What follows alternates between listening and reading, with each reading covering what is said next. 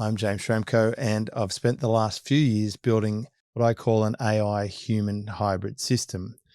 And recently I had a breakthrough that has been creating unfair advantages for the founders who really understand it.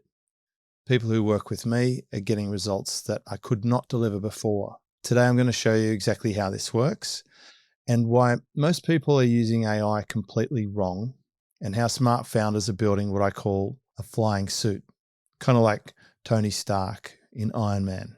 It's a system that amplifies their intelligence without replacing their judgment.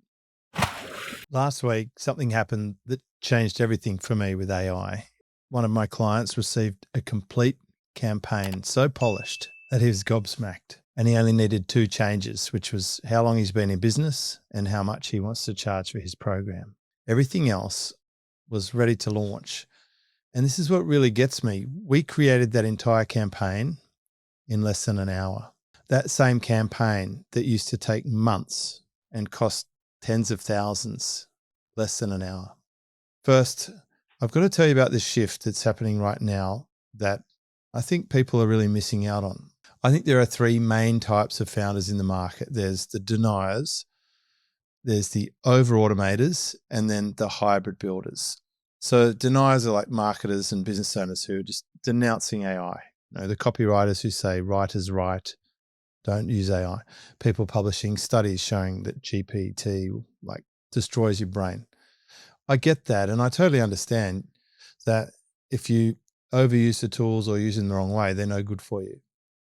But they probably wish it would remain like it used to be. And this has happened all throughout history. People didn't like when iPhones came. People didn't like when they took the button off the iPhone. They didn't like when they changed the power jack. I remember when the internet came, my state general manager of the Mercedes-Benz organization that I work for said the internet is a fad. But insisting that websites are just a fad is pretty bad advice if you go back in time. I think people ignored it. It didn't help them. It won't go away. AI is the arrow that has left the bow. And then there's the over-automators. That's all the IM crowd, the biz-oppers, whatever. They're just all over this, shoveling the gold, right? Selling shovels to the gold diggers. The over-automators are just going too far in the opposite direction. They're selling automatic, virtual, click this, do that. They're wrapping themselves around the tech. They're cloning themselves. They're putting that IP in there and stepping back with no human touch. And I think that's really missing some of the various aspects that I've learned from Samuel Woods, which are very important. Taste making, style, the ability to apply actual experience. They're rushing to replace the human judgment entirely, and there will be consequences. Some of the outputs of those things are pretty janky. Then there's a third group, which is the hybrid builders. This is like founders who understand something crucial. AI tools are here, but they need tuning, they need judgment, they need experience to be used properly.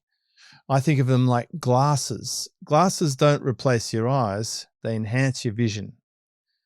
And as someone who wears glasses to drive or watch a movie, I really get that metaphor. They let you see things clearly that were blurry before. Like there will be people out there who say, we shouldn't have glasses. We shouldn't have aids and assist ourselves. We should, God didn't intend us to be able to see, then we shouldn't be able to see. Well, I think with AI in business, founders are either rejecting the glasses entirely or trying to replace their eyes with cameras. But I think both approaches miss the point. I think just use the glasses for the eyes, combine them. Here's what I've discovered, and I've been experimenting with this for years. I've been talking about AI for more than 10 years on my podcast. And for the last 6 months, I thought it's game on, right? It's really time to get into this and roll up the sleeves, dig into this, get going on it. So I've been playing with it. I test. I'm pragmatic. As a kid, I had a lot of Lego and I used to build things. I used to pull apart my engines in my car and rebuild them. I like to get hands-on with it. I'm not super, super smart. I'm not a techie person. And I know there's whiz kids out there. I'm not that. But I like to play with it. I like to see what it's doing. And I need to be informed about this because it's going to change everything. You can't tell me that these big companies aren't trying to get rid of absolutely everybody as soon as possible, right? It's coming. It's happening. I just don't think people are aware of this. So understanding how AI impacts business is critical. less than a month ago, I really had this deep breakthrough in understanding how to tune AI properly. And I love tuning things, right? I like to tune my cars, I tune my surfboards, and I tune my computers and my systems and my frameworks. And it just clicked. And so I got all these massive gains in the system that are operating at what the systems tell me is probably in the 0.01% category for performance standards, benchmarked against large companies like Deloitte's and AI innovators. It tells me that I've built something that people charging $100,000 to implement into organizations. And it's just changed because of how I use AI. I've built this tool into like this flying suit. It's like Tony Stark's flying suit. It is a performance enhancer. It's like those glasses that it just maintains my control, my finishing, my inputs are all still present, but I can just cover so much more ground and I can do way cooler stuff because it remembers all my stuff better than I can remember my stuff. And so if I did it all manually, if I used all my paper notes, if I did things in the whiteboards and the post-it notes, I can get there, but it just takes a lot longer. And it can arrange this stuff, this really complex information into awesome technical storage, and it creates these incredible resources. I've been building playbooks and GPTs for my members to be able to augment their outputs. These agentic workflows assisting the team, they build an extra virtual team on top of my actual team. So we can do the work that used to take 20, 30, 40 people, and it was just a little team of 5. And I think this real breakthrough was understanding how to reverse engineer the results that I'm trying to get. I just thought that I think a lot of people get AI wrong, especially the way they use it. They're starting with a blank page, asking AI to create something from nothing, but that doesn't get the best results. It's kind of backwards. What I wanted to do is get the highest value interactions and paid conversations with clients, like my actual paid clients, and then reverse engineered that into funnels and campaigns. So I aggregated all those call transcriptions from my paid mentor groups. I got those conversations put into themes and then turned them into scripts and content and lead people back into the offer, which was also rewritten, and then the emails, which were all rewritten. And it's all very cohesive and optimized for a buyer. So starting with the buyer, starting with the end in mind was the idea there. And so I'm going to sort of show you how that worked. I first went and gathered all the information I could about me, my testimonials, the results that clients have got, and I've got lots and lots of results, which was easy. And I stuck it all into Notebook LM and I aggregated it. It used to take ages to do that. I used to pay researchers to talk to my clients, but now you can put everything into Notebook LM, crunch it up, and within minutes, you've got a comprehensive overview of how do I help people? Who am I helping? What patterns are there? And then I run the diagnostic. For clients when they're coming on board, I run the Schramko diagnostic, and this captures their mission and their goals and all their assets and everything they've got working for them, what they're hoping to get. And then I build a plan from that. So now I've got the plan, and then I add all my frameworks. So I've built out a library of frameworks. I've read a lot of books. I've done a lot of things myself. I've found best practice. I've put that. So if you take raw data, multiply it by the client's specific situation, multiplied by frameworks, now you're getting some solid outputs, like the sort of outputs that would make a client read their sales letter and think, oh my God, like this is me, this is my stuff. Like, how did you get my voice and understand exactly what was needed? And it's because of this process. It's all cohesive and integrated and aligned. So you can get a complete campaign in less than an hour, and it used to take months, tens of thousands of dollars. And this is what really surprised me about it. It's just going deeper and seeing the impact on clients is significant. So it's not just about speed, it's about capability. I just couldn't offer this level of stuff. This was like paid stuff. In the past, I would usually refer people off to go and get this done or that done, but now I can do it and give it to them in a document. I've reduced the whole process of file storage, note-taking, going through stuff, and then sending people off to suppliers. I'm able to actually tool them up and produce outputs as if I was a contractor and just have it there, and it's instant. And so I can get that data, look for the patterns, create the playbooks, and then build things for my clients. and I give it to them in outputs that they can go and implement. My team assists with stuff too. They're all getting my uploads. I'm giving them this information on how to do it. And the business is stronger because we couldn't do this before. Think about having a warehouse of all your intellectual property. I've got 11 integrated documents running my AI tools. I've really tuned them up. Everything from a systems first approach, how I approach frameworks, prompts, communicate. It's like having this perfect memory of everything I've ever learned in this tool. And this is what's really happening in the market is a lot of founders just can't see that they're using the tools incorrectly. And that's the problem. So any of these sort of AI chatbots or virtual gurus and stuff, I think they're probably a little bit short. Maybe they've trained them pretty well, but I don't think it replaces human interaction at this point. And I know there's lots of companies that do that, but it does sometimes miss the point. And sometimes the outputs are not right. And it's like it takes someone to judge it and say, hang on, this is just like way off. And every time you tune it, the tool will say, oh, yes, you're right to call me on that. So I don't think we're just flipping this switch and stepping out of it completely at this point. I think it needs strategic thinking. It needs hands-on. It needs some assistance. But it's undeniable that there are massive changes coming. And understanding this shift is really the point of this podcast today.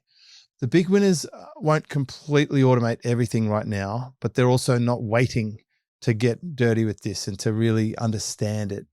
Because I think AI can enhance and improve you from where you're at now. And so what clients are seeing is outputs. I had this lady join my program just over a week ago.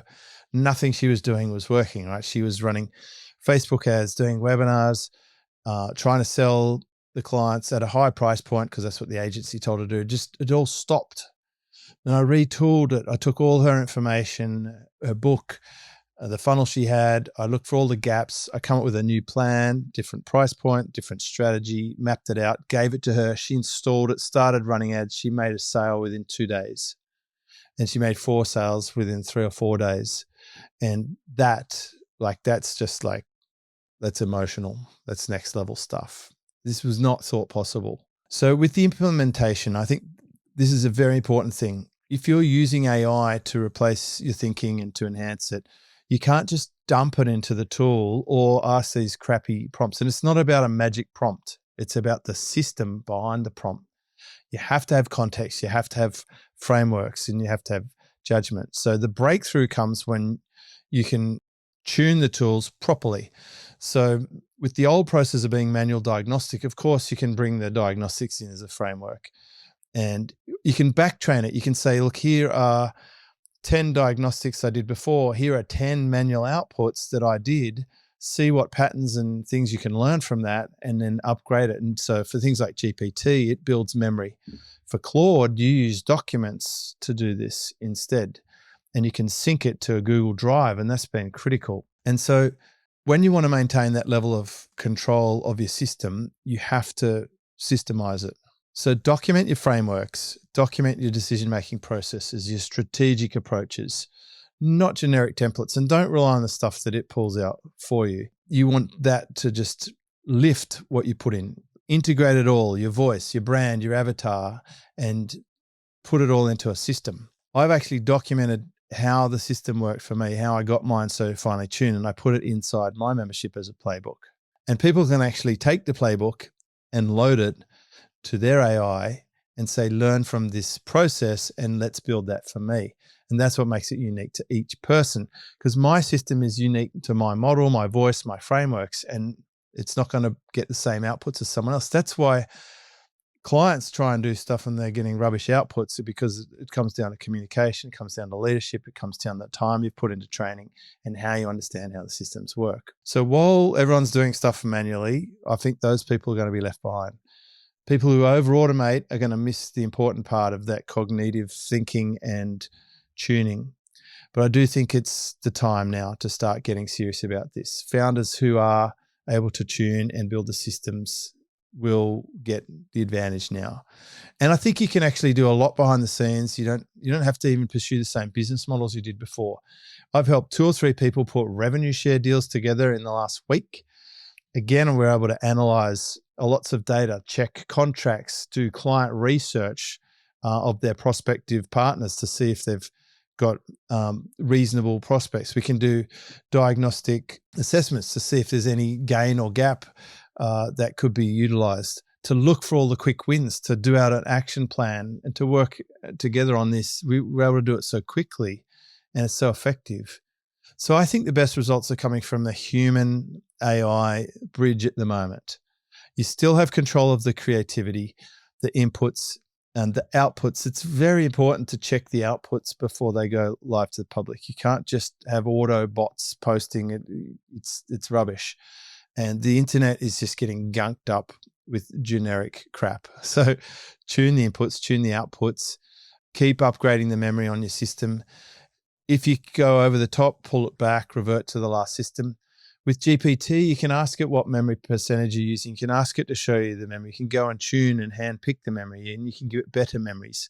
With Claude, it's all about what docs you sync to it, and you can update it. Very powerful tools. They're the two main ones that are good for that. Notebook LM is awesome for collating and organizing data. Manus actually and Perplexity, they're good for research.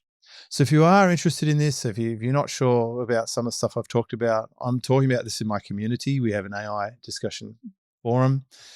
I'm not an AI expert, but I am having an unfair advantage right now with what I've already built. So I've been helping my clients get further down the track. So even if you didn't understand any of this, but you want me to have a look at your business, run my own AI diagnostics on it, to give you my experience and judgment on this, that's kind of really a unique situation that I'm in at the moment, where I've disclosed that I'm using this, but I'm also doing a lot of stuff manually to augment and make it better. So it's not a full bot. You can't just log in and chat with virtual me. You still get actual me. But I'm using the tools with you together, which I've really tuned to a higher level to get you better results. All the details are at jamesschramko.com. This is James Schramko.